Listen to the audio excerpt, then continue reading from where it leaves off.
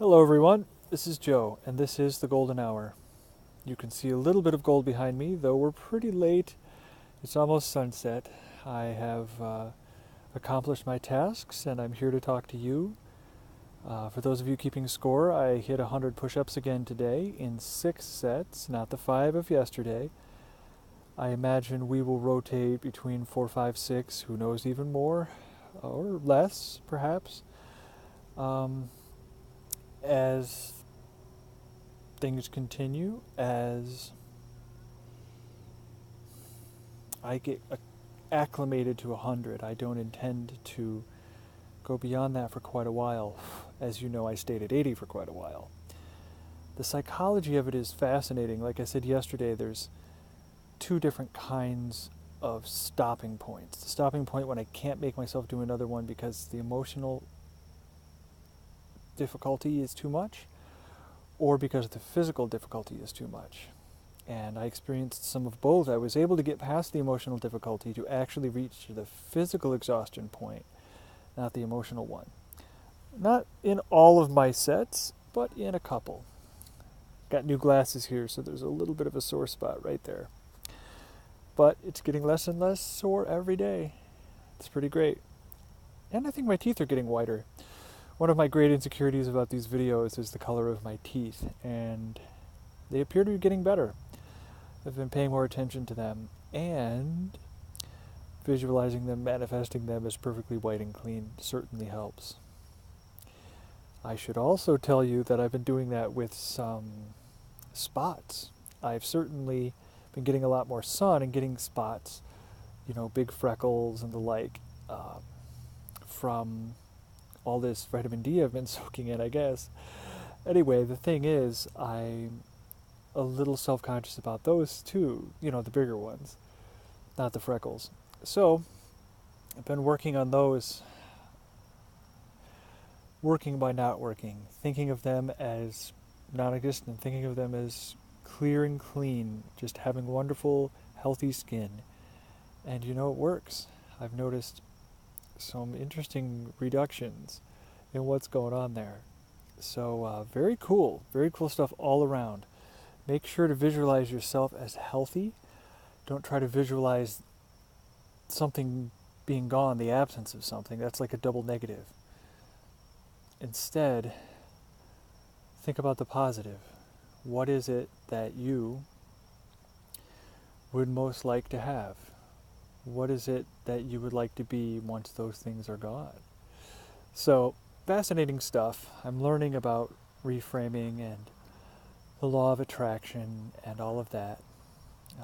Spend some time listening to Eckhart Tolle today. I intended to do memorization, but I actually used a different technique that I think I mentioned on the day, a week or 2 ago, that I just dropped like 8 exercises on you. There was one really epic day. And on that day, I mentioned some different memorization techniques. I didn't memorize because it turned out that the recordings I have, the audiobooks I have, are not the same as the one that I was using from the podcast to memorize. I thought it was Power of Now, but maybe it was something else. Or it could be that the way that they did the Power of Now on my audiobook as a question and answer format between different people and not Eckhart. Maybe that's what it is. Maybe I have a different version of it. But suffice to say, couldn't find the same language, and that was a little frustrating. So I just listened to the new stuff and talked along. I don't know if you've ever tried this, but what I'm doing is listening, and Eckhart is great for this because he talks so slow. I'm listening to Eckhart talk and saying out loud the words he says right after he says them. This reminds me a lot of my music career. When I didn't know a song, I would just play the chord, whatever it was, right after I heard the bass player, play the root note. I'd come in like a second later. I was very adaptable in that sense. And that's the same thing we're doing with words. You hear them speak the word and you speak it back. I find that helps a certain part of processing. Sometimes when I listen, I have trouble paying attention, as I've said, or I get confused or I start thinking about something else.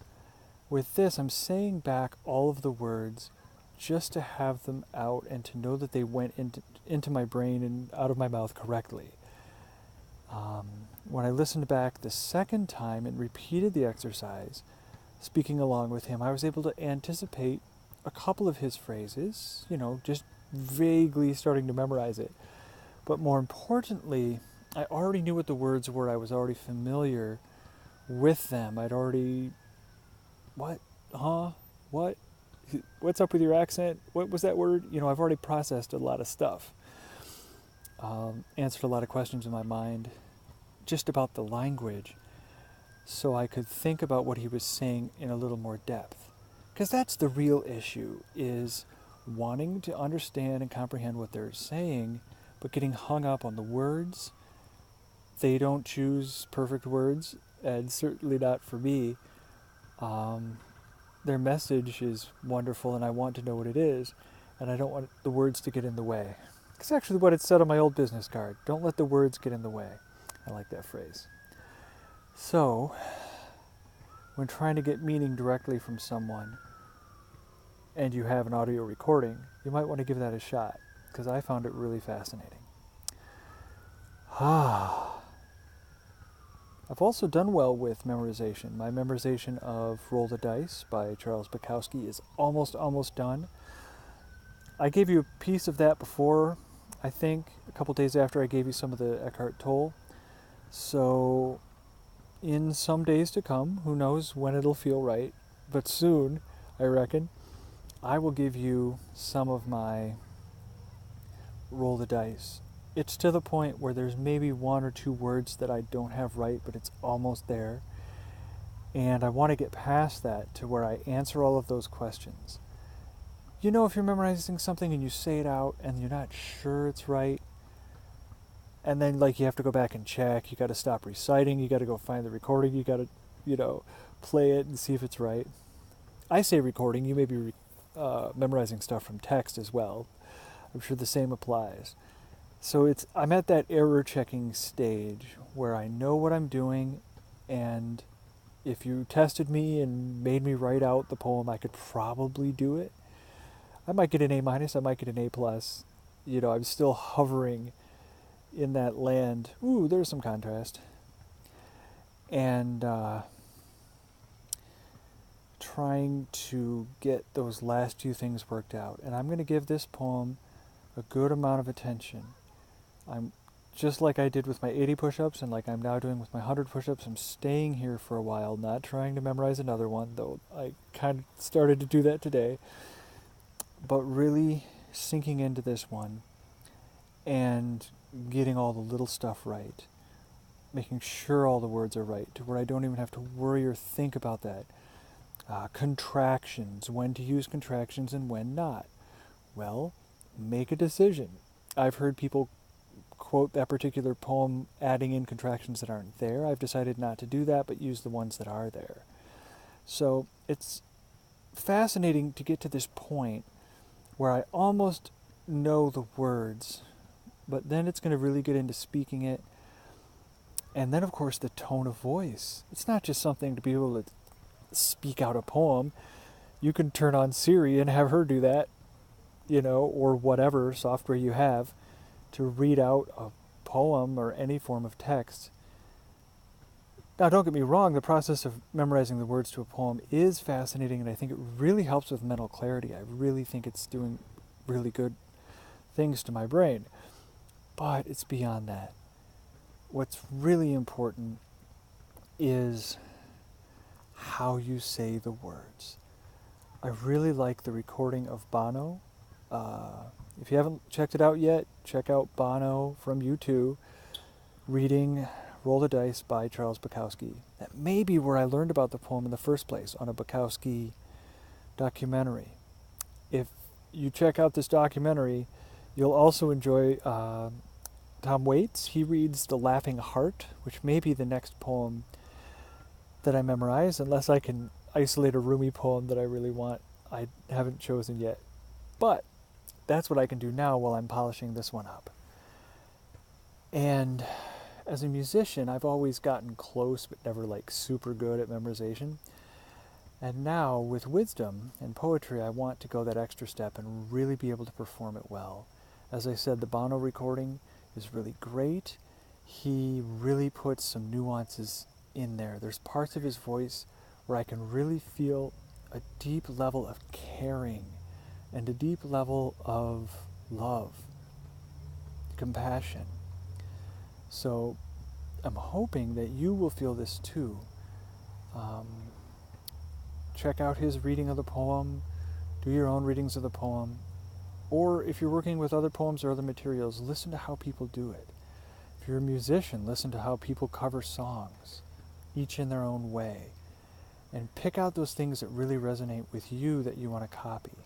For example, like I said, I'm not copying Bono's addition of certain contractions or changing of a couple words here and there, but I am going to copy the real faith and trust that he has in humanity, as well as the compassion and love that I feel in certain turns of certain phrases.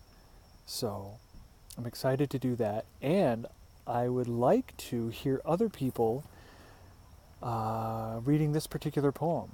If you want to leave a link to that underneath this video, that would be great. If you want to leave a link to other famous or not famous people reading this particular poem, Roll the Dice by Charles Bukowski, I would really love to have that information and that encouragement to dig into some other readings of this poem and really get a sense for the possibilities.